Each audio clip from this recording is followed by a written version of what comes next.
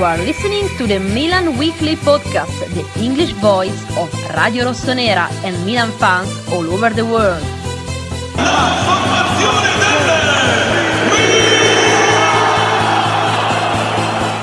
ecco la fascia di capitano con il numero 13.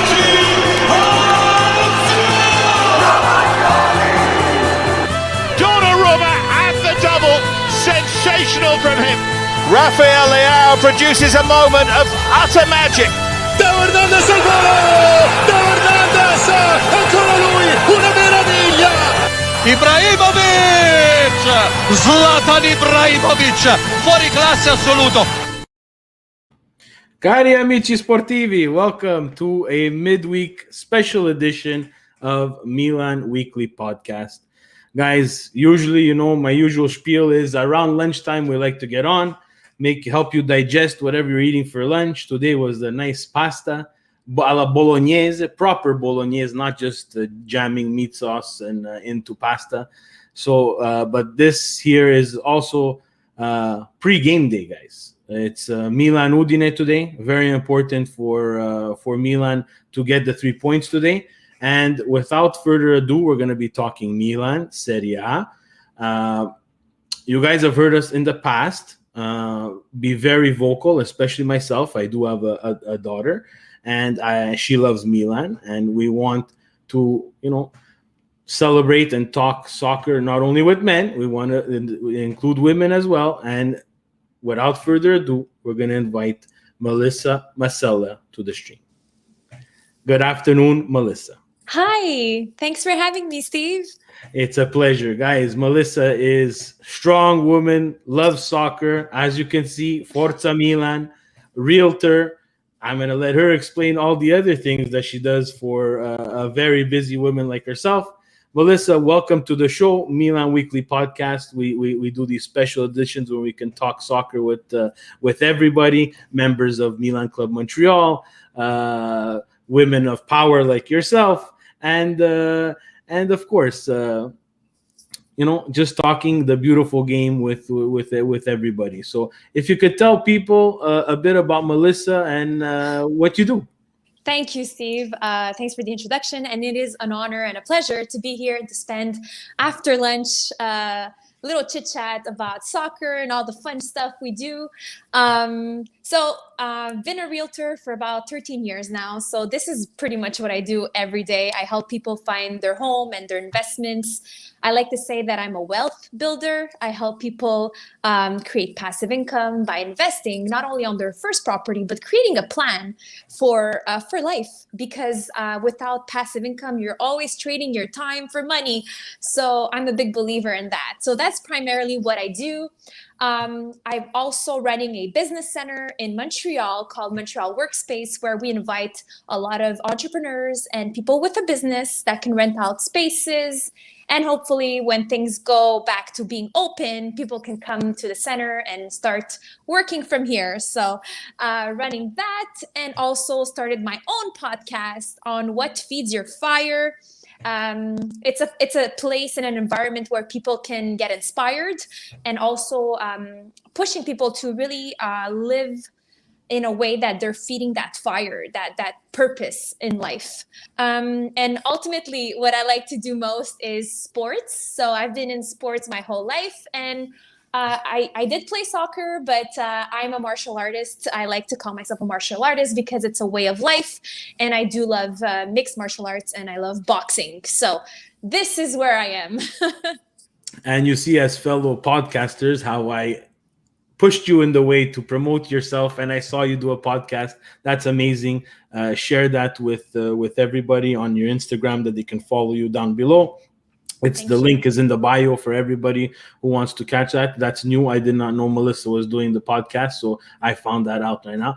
But the big question that for sure everybody is asking right now is, we see, again, someone like yourself doing very well in everyday life and business, but they're interested in those colors, red and black. How did you become a Milan fan? Oh, this is a very long time ago story. Must have been about 14 or 15, and I started working at the bakery, and I had my first boyfriend who was a Milanista. And growing up in St. Leonard, there was Cafe Milano as well that inspired the whole process. But I could say that my first boyfriend at the time, which was more like a really good friend because I was super young, but gave me a lot of soccer gear, and it was all Milan, and I loved the color, and I fell in love with all the goalie jerseys, and I had everything, the socks, the jerseys, the players, and I think that back then I didn't know much about Milan, but that's definitely how my love for Rossonero started. And Gattuso, which I'm wearing his jersey, is the main reason why I completely fell in love with the team. That's amazing. And, it's really cool when doing this podcast. We do Milan Weekly podcast once a week. Vinny, who's my co-host on the show as well, does a Milanismo Worldwide, which is basically talks to different people around the world who have a fan club like Milan Club Montreal. And we get to hear all these stories, and we can compare. And it's not comparing, it's just to see how people fell in love with this team, because the age difference, I'm going to date myself. I'm 40. For me, how I was able to attach myself to this team is completely different than someone who's going to be able to attach themselves to this team right now. Mm-hmm. So another question I have for you is, Milan has a women's team, and I'm not going to put you on the spot here. It's very hard to follow the women's team, and it's something that's a bit frustrating because their games are not as televised easily as the men's game.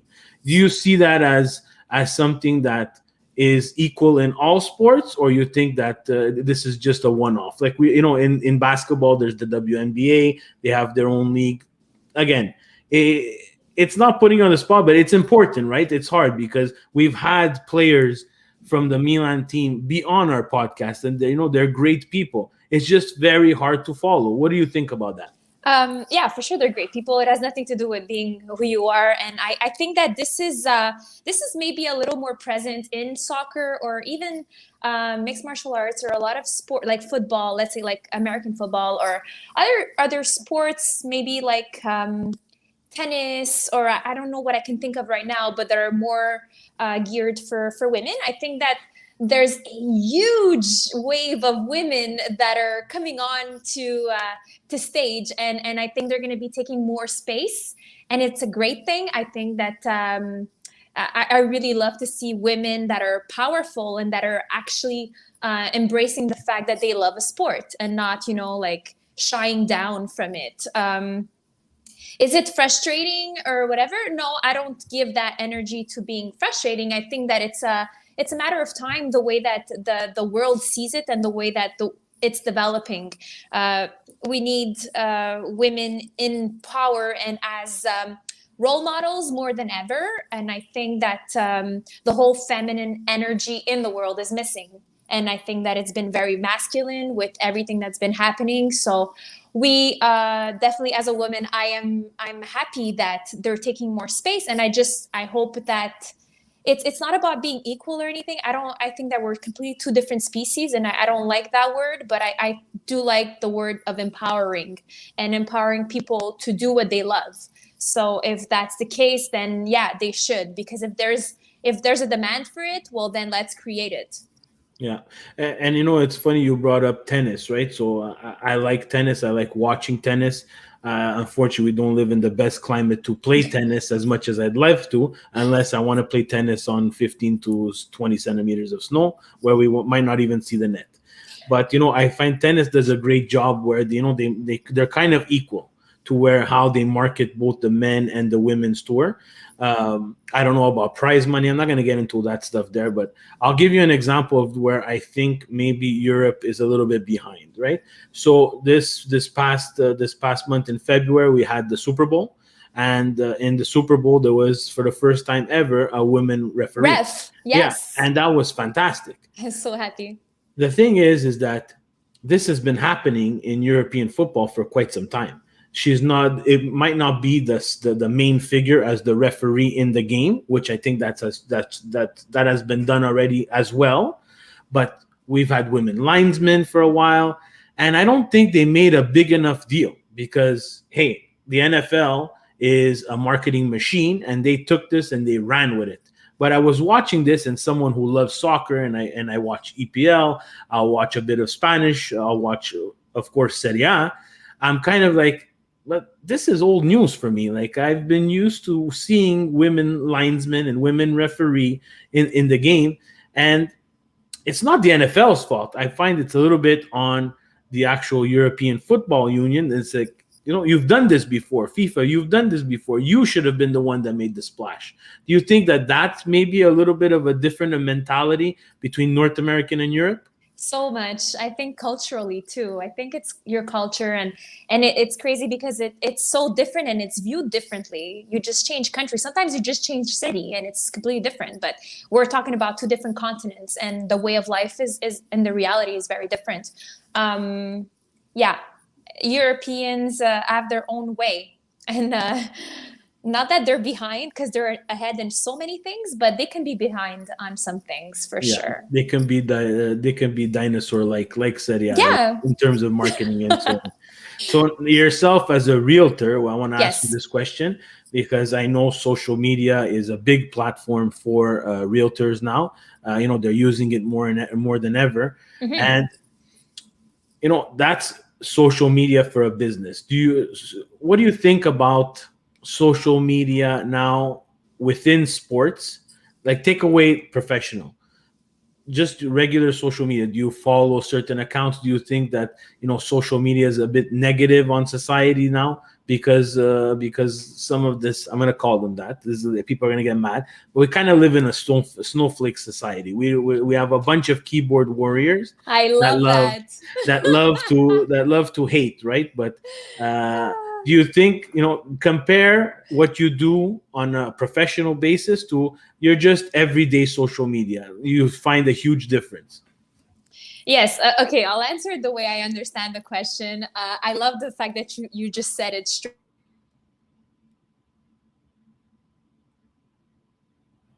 No, I lost you. And yeah, now I hear you. Okay. I hear you now. Sorry. A call came in because I'm a realtor and my phone doesn't stop. No, don't worry. Yeah, so I'll understand it as best as I can. So I think that you said snowflake, and I could so relate to that. And it's a scary thought to know that we are raising a bunch of snowflakes because everybody that's participating gets a medal. And I don't want to get into the subject, and we are talking about social media, but I do think that social media is a facade. So if you're going to use it as a professional, good for you. Use it with a purpose. If you're using it to get those chemicals that make you feel happy, and your happiness is tied to the results of that post or whatever it is that you put out there, you're screwed. Because the real world is to be live, and if you're gonna have to wait for people's approval or people's likes and loves and comments, it's going to be a long road for you, and I'm not going to speak like I'm over this. It's definitely easy to get trapped into the everyday social media, and you spend endless amounts of time and waste a lot of time, because whatever you're giving time to, that means it's taken away from your own goals and your own purpose, right? So they do it in a way that it traps you in there, and it keeps you in this fake world. How much of it is true, how much of it is fake? I think that experience and living for me is way more important than just hiding behind the screen and tapping away and posting stuff. I do love to share my life with others that can see what I do and perhaps get inspired or have a really good laugh. For me, that's important, Yeah, that's a really good point, and I say that just because with Milan Weekly Podcast, with Milan Club Montreal. Milan Club Montreal is more run like a business. We have El Presidente, Marcello, who you've spoken to multiple times. He runs it a tight ship, right? It's very serious. Milan Weekly Podcast, we go a little bit on the edge sometimes, and we'll answer back. And I've been just noticing now, and in terms of comments, people want to comment on the podcast that they've seen, but only on things that fuel their point. Like, they don't want to take the whole conversation. And I asked this question because, I see as a realtor, social media is very important. Now, these people that are coming to you for a life-changing, let's call it that. It's a life-changing moment for them to purchase their first home, or like you said, have that wealth management that you do to actually purchase something that will bring in revenue, do you find a change in that type of clientele? Because I remember my dad going and buy his first house. He's not the person that you're going to see anymore, right? Yeah. No, not on social media. But even when they come to your door, like, is the conversation there? Because I find people that I speak to on social media, if I see them in real life, it's a completely different person, right? So it's kind of hard when it's something like a life-changing thing like buying a house. But I was just curious if you noticed a big difference in just people in general, the way they conversate. For sure, there's a difference, and we're just scratching the surface now. Can't wait to see. Well, I don't want to see, but it's coming in 10 years from now or 20 years from now. What kind of human beings are going to be walking around, if they even walk around by then? Like, it's a totally different approach. We're adapting, which is good. That means that you can excel in your business this way, because your target clientele is online. You know, I do cold calling, I do door knocking for my business, and a lot of people must be shocked if they see you at the house. They're gonna pull out the Sebastian Maniscalco skit where everybody's gonna hit the floor. Someone rang the doorbell. Like, that's the best skit. Yeah, exactly. You know, before people were happy to but they're actually so lonely that they're like, what? There's someone at my door. So they're like excited to see me, and they're a bit confused. Why is she door knocking at -20 and it's snowing? But you know what? Sometimes you just gotta be different. If everybody's going and do marketing online or advertising online, well, you know, have a mix of everything and see what works for you. And but there is a difference, and it's going to keep getting bigger and bigger, the difference between what we used to know in the 80s and the 90s kids to what's coming. Yeah, I know. Very interesting dip into the world. And I didn't, again, there's not, guys, you know, Milan Weekly Podcast, we don't rehearse this. She had no idea I'm asking her this, so I tipped my hat there. They're pretty, after I asked the question, I said, oh, that's a pretty tough question. But I'm happy that you were able to give us some insight on that. Let's talk about Milan, Melissa. Let's talk about Milan. So if I asked you, let's say we go to the beginning of the season, we met, we had a coffee, we talked, and I said, you know what, Melissa, March 3rd of this year, Milan will be in second place. What would your response to me be? I don't think I would have been that sure about about that status. Yeah, so we constantly say that, right? Like, now we're getting to that zone, right? So Milan has been doing well. They went on a fantastic run of wins. Yeah. Now we're hitting a little bit of a lull where we're trying to pick it back up. Yeah. What do you think, of the games that you're able to watch? Because I know you're very busy. What do you think of Milan's performance thus far? Honestly, I've been really blessed that I've been able to watch some of them. I maybe a bit more this year than past years. I love the fact that Ibra is back, and like he's been there, he's been present. I think that he's definitely a leader in that team. So he was gone, then he came back, so that's a good thing for the team. I see them having to choose probably to either make Europa League, the cup, or like the first place, and staying in the four first positions to make Champions League. So it's like I definitely think that they're a great team. They've overcome a lot of challenges, and I'm really grateful that in 24 years this has been one of their longest streak. Yeah.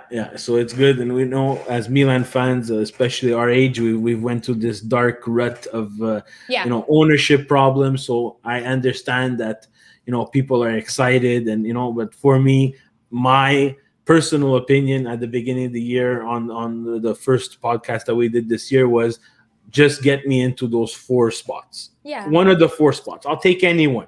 If they told me at the beginning of the year, Steve, Milan will finish 3rd or 4th, I sign right away. Yeah. I don't care. Now we're getting into that, again, I call it that, it's not an unrealistic zone, but it's your overachieving zone. No, we stayed in first place for 22 weeks, which I'm happy. And again, that's collecting points on the teams that are below us, so that it's harder for them to reach a Milan if we do go through this lull. Yeah. But we're going to get to a spot where it's going to be disappointing if we don't win the Scudetto. So that's the tricky part with fandom and social media, and you have to be a little bit realistic. For you, when's that cutoff spot? Like, the league will end soon. For you, is it, Steve, at the end of March, if they're still in first place and they lose the Scudetto, I'm gonna be pissed off. When's that cutoff for you? Well, I think so. I mean, I never thought about a cutoff, but it's always disappointing when they don't win, because your hopes are up, especially this year. My hopes are up for them, and I'm like so mad that they lost the derby, and I was like, no, we needed that. And it's okay. I mean, I take losses a lot better at this age. I don't know why. I'm not as attached emotionally. I do love them, and I really hope they win, but it is what it is. At the end of the day, they put your hopes up. It's Exactly. hard. Yeah. And we can only control what we can't control. Milan can only control what they do on the pitch for 95 minutes, right? That's right. They cannot be scoreboard watching at this point. So I'll talk to you about today. So today, for sure, I know your schedule. You're working at about till 2:30, 2:40, where you'll be blocked from 2:45 to somewhere around 4 o'clock because you'll be watching Udine Milan. What do you think? What is your prediction for today? What do you think? Milan playing at home. Milan is gonna win. I say 1-0. 1-0. Yeah, so that's a fair score line. I'll ask you now because I know you're very busy. We'll get to some. Let's say we'll call them quick fire questions. Okay, so I'll ask you these questions. You give me a short answer of why. Sure. Your favorite Milan moment.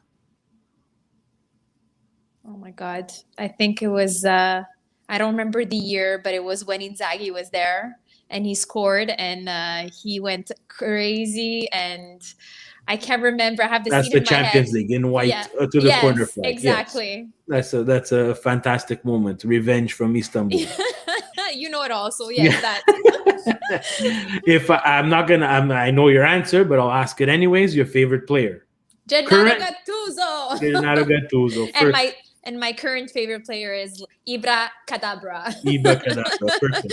The magician. I love him. What about the team that you hate? I'm not going to hate is a strong word. Inter, all day long. Inter. You don't even have to finish that sentence. Good for you. Yeah, the moment that we talked about taking a loss better than usual. We'll eliminate Istanbul. Do you remember another time we lost a match where it really not affected you, but you're really disappointed that we lost that match? There's a lot of them. I don't really remember one in specific, but I remember watching a few games. This is maybe 5 years ago when the team was doing really bad, I think, and we were just reconstructing, and I think it was hard, game after game, and I was hanging on to hope, and it was just. Yeah, and we did. We all hung on to hope, and it's a great answer because there's a lot of people that hung on to hope, myself included, and we were rebuilding, but in reality, we were being swindled by. We're not going to name his name on this podcast, but with some financial stability, it seems like we've tightened that ship there. Your favorite player outside of Milan? Right now? Right now or in the past? It's hard to say. I can't say Maldini, right? Okay. You can. It's fine. They're all Milanistas. You could say Maldini's outside of the game technically. I really there's two players that I really like.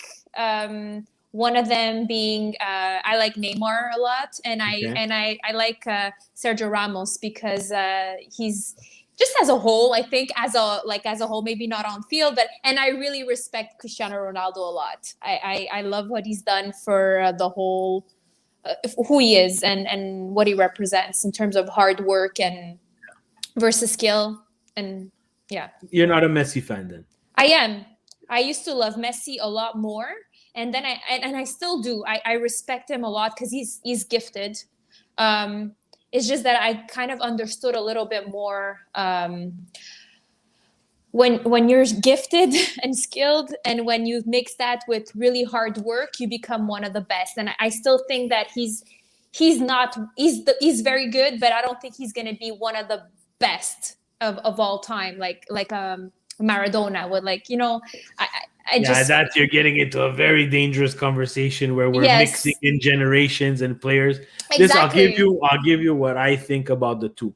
I think that as a generation, we are extremely lucky to be able to see two of these Yes. world-class talents, Messi and So talented. Messi and Ronaldo. For me, Messi is the better footballer, better Mm-hmm. player, and I think Ronaldo is the far superior athlete. That's kind what of kind of perfect. like, and I do the same comparison when people ask, you know, we talked about tennis before, you know, Nadal and Federer. Yeah. You know, Nadal and Federer coming up, everybody's like, you know, who's the best player? I think Federer is the better tennis player. I think Nadal is, and he showed and continues to show, is the far superior athlete. Right? So you cannot compare these two. And I don't like going back to the Maradona time because soccer was completely different. Like times now, it's hard to to go through generations and pick that. What I will disagree with you, I'm not a Neymar fan, so you're probably going to hate me. Neymar? No, I don't care. Okay, last question for you. Last question. Okay, before I want you to plug yourself, all the millions of things that you do. But the last question is a very important question, Melissa. Okay, shoot, Melissa. You know, you have you have your own business, and after a hard day's work, Melissa goes home. Melissa is going to make herself a plate of pasta. Mm-hmm. Penne lisce or penne rigate? Dude, you can't. Penne lisce should be illegal. Exactly. No, that's not pasta. That's not pasta. They're goldfish. Goldfish. Penne rigate all day. Very good, very good, Melissa. You know, we have all the time in the world. I want to thank you very much. It's been a great conversation. I hope we can do it again. Absolutely. Now it's time for you to tell everybody about where they can reach Melissa if they do want to sell or purchase. Absolutely. If they need any advice or any support during their decision or anything they need to look for, they want my advice on anything, you can reach me on social media. You can reach me on Facebook, Melissa Masella, or you could reach me on Instagram, magic_Mel.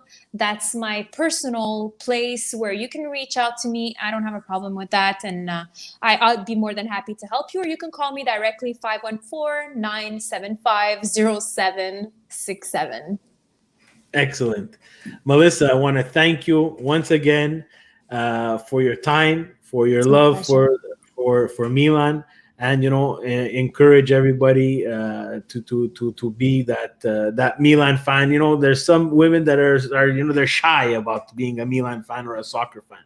That should not exist anymore. Melissa's the fact. Absolutely. Guys, I want to thank everybody who tuned into this live. It'll be a podcast. It'll be a vlog. You can watch it later. You can watch it on your downtime. But the most important thing, guys, is Forza Milan. Forza Milan. Thank you, Steve. Thank you. It was a pleasure.